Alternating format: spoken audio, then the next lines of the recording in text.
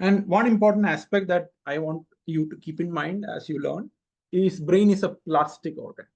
So many of you had answered me when I asked like how is neurons different from other cells, or how is brain different from other cells, that they don't divide, like neurons don't divide like many other cells in the body, and which is true. They cannot divide. Once they are mature, once they are differentiated and mature, neurons do not divide and form new neurons. But that doesn't mean they are very stagnant or stable. They are able to make some changes, but it's not a change in the whole cell. The changes happen in the synapses. They have this fantastic ability to modify the synapses. They modify these connections, and that's how we are able to encode new things into the brain. Because if all the connections, all the circuits remain stable, stagnant, it's like a stone. We cannot write anything there. Just like we have to make changes in a stone or a paper to encode something, to store an information, brain also need to change something to store information. And most of those changes actually happens in the synapse level. So where the connections are formed, the connections are refined, new things are formed, sometimes old things are replaced, and that's how brain encode information. And you'll hear terms like synaptic plasticity, which is one of the basic principles of memory formation. So plasticity refers to this ability to change and store new information. And neurons are able to make new connections, and which is making new wiring. And you'll hear things like neurons that fire together, wire together. Firing is referring to activity patterns in a neuron.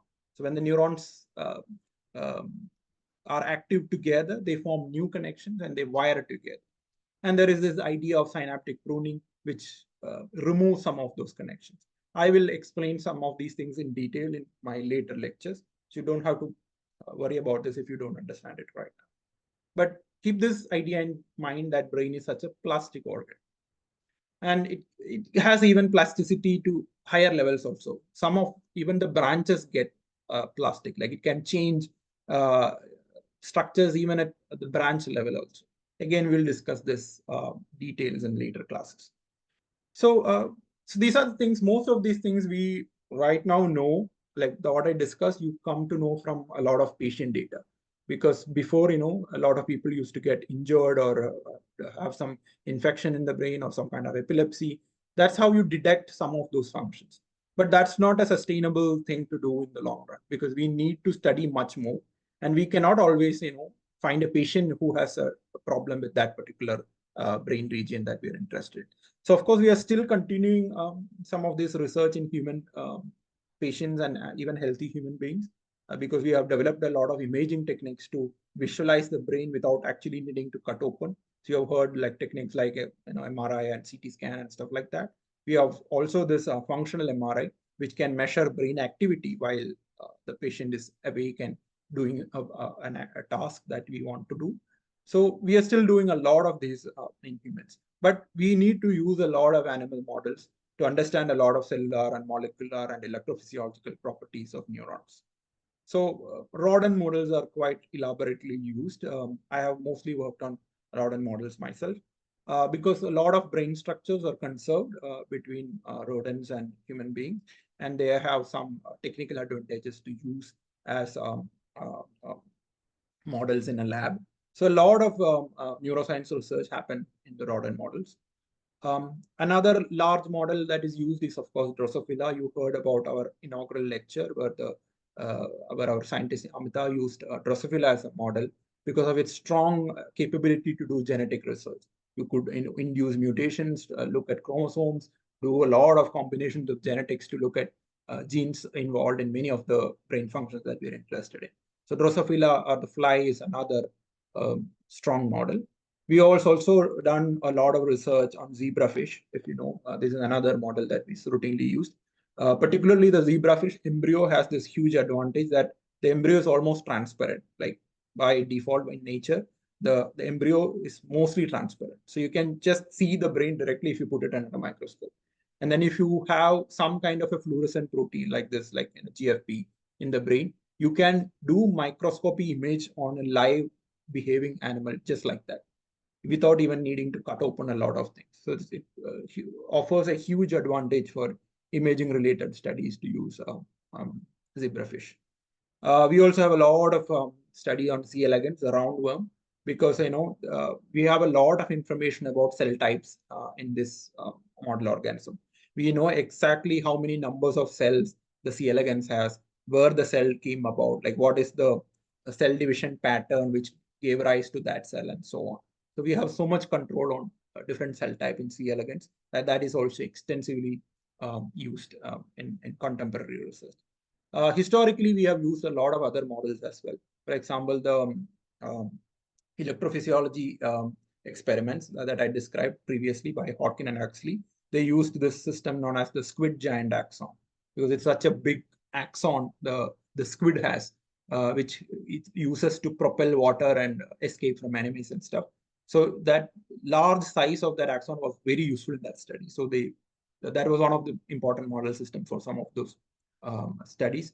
We have extensively used Xenopus, the amphibian, because of its regenerative capabilities. Like you could make a cut in a neuron or an axon or a nerve, and it could regenerate to a large extent. So we could use those for some of those systems as well, studies as well.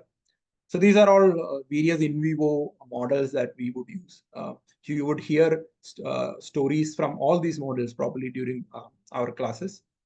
But we have a lot of in vitro models as well. So because it's not always possible to do some experiments in animals directly, so you have to use some kind of in vitro models.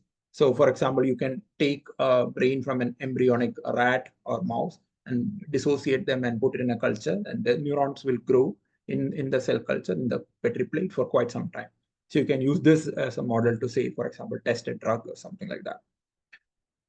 Now we have the advent of the stem cell technologies because you already know probably a lot of research is happening on stem cell derived cell types, including neurons. So we can take cells from a human being, reprogram it to become a stem cell, which is known as the iPSCs, the induced pluripotent stem cells. And then we can later differentiate it to different cell types that we want to study. We can differentiate them to specific types of neurons, for example, a motor neuron, the dopaminergic neuron, or other cell types in the brain. So you know that brain is also composed of glial cells. So you can also differentiate them into these glial cells as well. So this is another model which is gaining quite a lot of traction now. We have even developed this systems known as organoids. So these are cell cultures are typically two-dimensional. The cells grow in a two-dimensional plane. But we now have three-dimensional systems because we know animals are three-dimensional. Human beings or rat or mouse or whatever are three-dimensional. So we have now developed systems to do the three-dimensional cell assemblies in vitro. And then we can make this stuff called organoids. So we have brain organoids now, which can kind of recapitulate things happening in vivo. Somebody has raised a hand. Yes, Momina, go ahead. So I want to ask if the organs are the 3D format of the organoids are the 3D formats of the cells, stem cells, then why are we calling it organoids? Like what is the difference between organoids and the true organ? So it's never completely similar to organ. So oid means something similar to organ. It's similar to organ to a large extent, but not completely. We still have not reached a stage where we can, for example, completely recreate the brain circuitry in vitro. That's still not possible. We can, probably create some parts of it which represent circuitry in some manner, but not yet completely. That is still an active area of research. Even in many other organs, that's the case. But brain is much more complex, so we are still far from completely recreating So brain the circuitry. difference lies in the size of the organ, like the organ. In terms of size, the cell types, the maturity of the cells, the connections that they make, everything is not perfect, perfectly similar to what we would see in vivo. We can recreate a small portion. Mm-hmm. A small portion, or so for example, there is a circuit in the brain called the thalamocortical circuit, where the region called thalamus communicates with the region called the cortex. But that is a very complex circuitry, which has a lot of neurons with specific connections and stuff. If you put this in an organoid, they'll make the connections, but it will be much reduced representation of what is happening in the brain. So it does mimic the brain, but not in its entire specificity. So that's where we have reached yet. So that's why we call them organoids. Okay, thank you, sir. All right. So you could ask, like, which is the best model to study neuroscience? That depends on the kind of questions that you are asking. So as I said, the Hodkin and Huxley used this squid giant axon, which was a very good model to look at what they were studying. So depending on the kind of research question or the kind of area that you are looking at, you can use all of these models. There is no single best model. You can use probably an in vitro system. You can then test it in vivo and stuff like that. So it depends on the kind of question that you're asking. Yes, another question from Dia Hafiz. Yes, go ahead.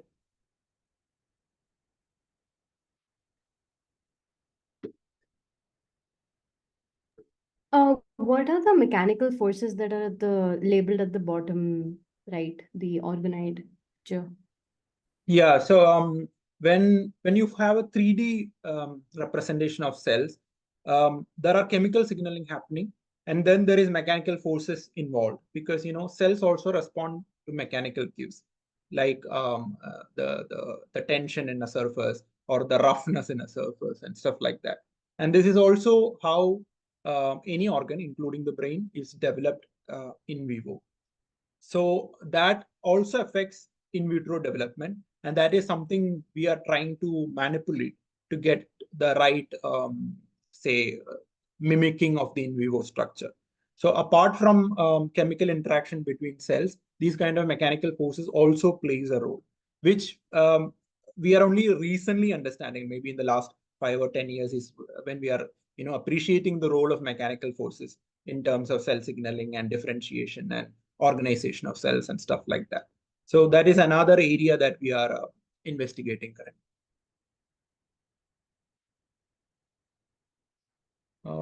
Another question. Yes, Olugopilimi. Yes. Okay, yeah. So based on what you said, that you can regenerate cells, neuron cells from the neural stem cells. So we can generate dopaminergic neurons from these stem cells. So and actually know that Parkinson's disease is actually due to the depletion of the dopaminergic neurons. So why is it like this is a solution already that you can generate the lost dopaminergic neurons in Parkinson patients? Yes. Why can just why has this not so become so popular that almost all the patients that's having Parkinson's disease almost kind of being cured already? So yeah, the simple answer is it's not that simple.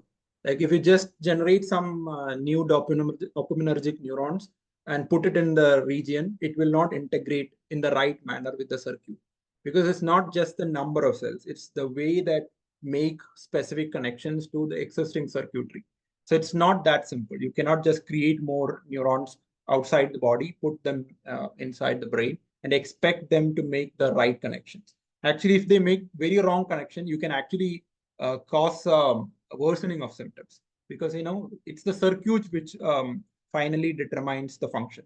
So you have to repair the circuit, not just a few number of neurons. So it's not that simple, but that is one way that people are trying. So you will have probably a class on stem cell derived neuronal models, and you can ask these questions in details there as well. Okay. Yes, Ahmed, go ahead. There's a question in the chat from Cherishma. She Okay. asks, how can these in vitro models be supplemented computationally? Okay. So computational thing can supplement both in vitro and in vivo as well, because mostly actually people try for in vivo, because in vitro, we know that the circuits are still much behind what we want in an in vivo system. So it's not so much important to look at the circuit level in terms of computational modeling in vitro. So most of the computation studies, people try to map what's happening in vivo in the brain.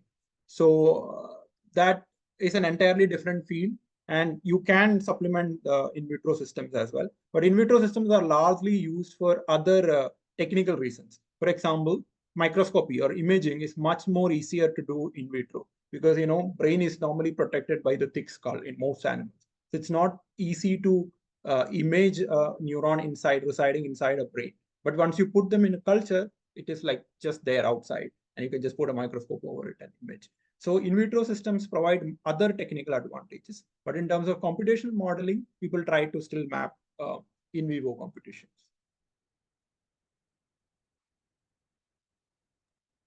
There's another question in the chat. They're asking, I think it's with regard to the organoid only. They're asking with regard to the difference between patterning and stochasticity. Okay. Actually, I don't know. I just put this representation, but what I think it is there is a deliberate amount of patterning that we are trying to induce to kind of direct the cells in the way that we want. But of course, the cells interact randomly also, and all of this are not completely under our directions. Like if you put a group of cells together in a Petri plate, all the interactions cannot be modeled prior to the experiment. So there will be some amount of stochastic interaction that is happening in between the cells. And this is not just true in vitro, this is true in vivo as well. Even while there is development, while, for example, brain or any other organ develop, there is a large amount of stochasticity or random interactions which will drive the development in some way. And that evolution has found a way to make it useful and make it proper. But we have to understand in vitro, there are much more elements that are probably stochastic. So that I guess is what they have put it there. But we have to now direct it by a genuine intervention, like try to modulate in such a way that it drives to the direction that we want.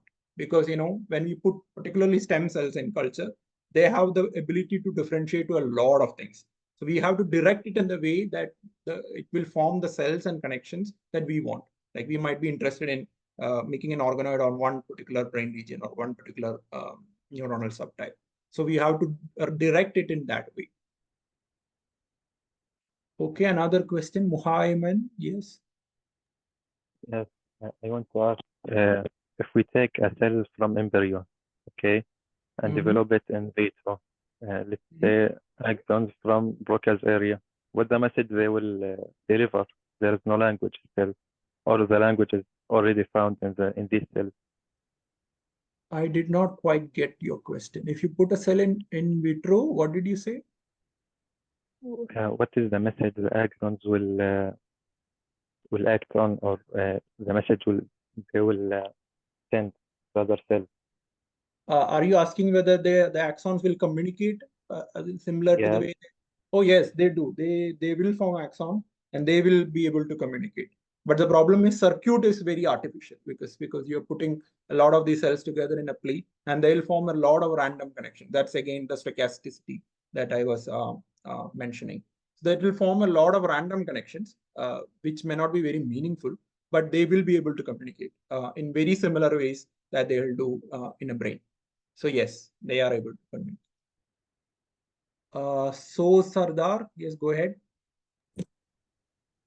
Doctor, if for a psychology disease, can you use any models like anxiety, depression? Like, can you use models for it in animals?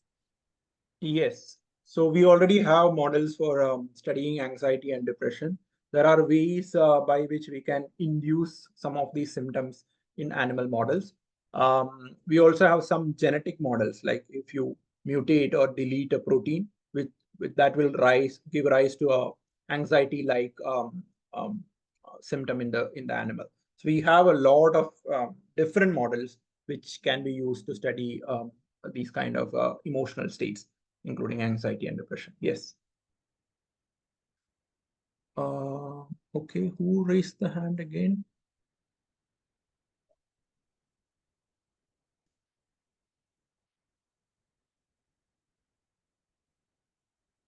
Is there any other hands raised? I can't see. There are a few more questions. How about we take them in the end pertaining to the slides? Yes, sure. Yeah. So please keep your questions. I know you have a lot of questions related to this thing, but you will have some more classes. So hold on to those questions. We can take some questions in the end, of course. Okay, I'll go ahead for the time being. All right. And yeah. So in vitro systems hold a particular interest for me because I've worked a lot on in vitro systems during my PhD and postdoc.